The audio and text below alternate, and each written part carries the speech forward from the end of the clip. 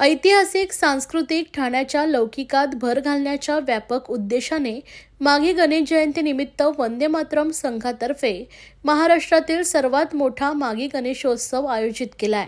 ठाण्यातील पाचपाखाडी परिसरातील कचराळी तलावानजीक आकर्षक विद्युत रोषणाईतील गणेश उद्यान मंदिराच्या भव्य प्रतिकृतीमध्ये 1 ते 7 फेब्रुवारी या कालावधीत बाप्पा विराजमान होणार आहे। यंदा येथील या महोत्सवाचं 3रं वर्ष आहे, अशी माहिती ठाणे महोत्सवाचे संस्थापक निमंत्रक संदीप लेले यांनी गुरुवारी पत्रकार परिषदेत दिली। यावेळी संस्थेचे कार्यकारी अध्यक्ष सागर भदे, सचिव सचिन केदारी, राजेश ठाकरे, निखिलेश सोमन, सुशांत मोरे, किशोर भावे, सुमित चव्हाण आदी पदाधिकारी उपस्थित होते। दररोज विविध उद्बोधक प्रबोधन करणाऱ्या धार्मिक व सामाजिक कार्यक्रमाची रेलचेल असलेल्या या महोत्सवाला मुख्यमंत्री देवेंद्र फडणवीस, उपमुख्यमंत्री एकनाथ शिंदे, भाजपा प्रदेश कार्यकारी अध्यक्ष आमदार रवींद्र चव्हाण, मंत्री चंद्रकांत दादा पाटील, मंत्री आशिष शेलार, मंत्री प्रताप सरनाईक, आमदार संजय केळकर, आमदार निरंजन डावखरे, खासदार नरेश मस्के व केंद्रीय मंत्र्यांसह सर्वपक्षीय राजकीय नेते, सामाजिक कार्यकर्ते, उद्योजक, कलाकार भेट देणार आहेत। ठाण्यातील वंदे मातरम संघातर्फे माघी गणेश जयंती निमित्त या महोत्सवात 1 ते 7 फेब्रुवारी या कालावधीत ज्ञान, माहिती, मनोरंजन आणि प्रबोधनाच्या कार्यक्रमासोबतच दररोज सायंकाळी भजन कीर्तनही पार पडणार आहे। या संदर्भात आज पत्रकार परिषद पार पडली असून संदीप लेले यांनी अधिक माहिती दिली। पाहूया। दरवर्षीप्रमाणे याही वर्षी आमची संस्था वंदे मातरम संघ या माध्यमातून सर्व कार्यकर्त्यांच्या उत्साहाने 7 दिवसाचा माघी गणेश जयंती उत्सव आम्ही करतोय। 7 दिवस विविध कार्यक्रम आहेत त्याच्यामध्ये। या कार्यक्रमांमध्ये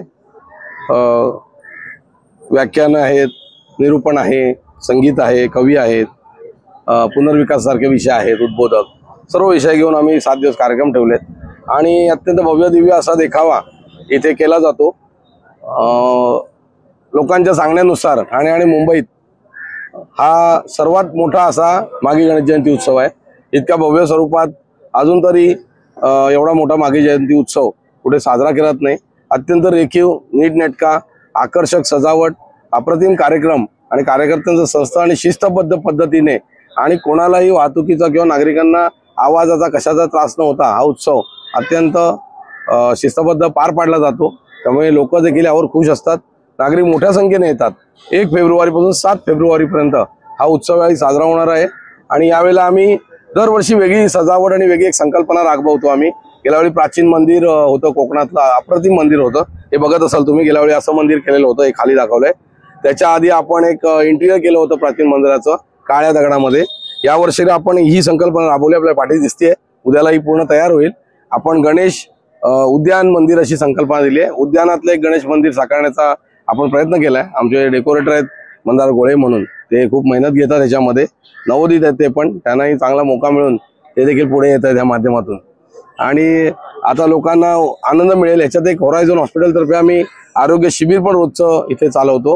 रोज भजनं असतात संध्याकाळी, स्थानिक भजनी मंडळांना त्यात वाव दिला जातो आणि रोज विविध कार्यक्रम मी मगाशी सांगितलं तसं गणेश पुराण असेल, दाकृ सोमण आहेत, कथ्थक नृत्य आहेत, गायत्री बहुतुले, धर्मरक्षती रक्षता, जे CAFS आहेत, अभित फडणीस अर्थतज्ञ, ते आता धार्मिक विषयावर त्यांनी वाहून घेतलेलं आहे। साहित्य संगीतात अशोक बागवे आणि या सगळ्यांचं हृदय वसंत फुलताना आहे।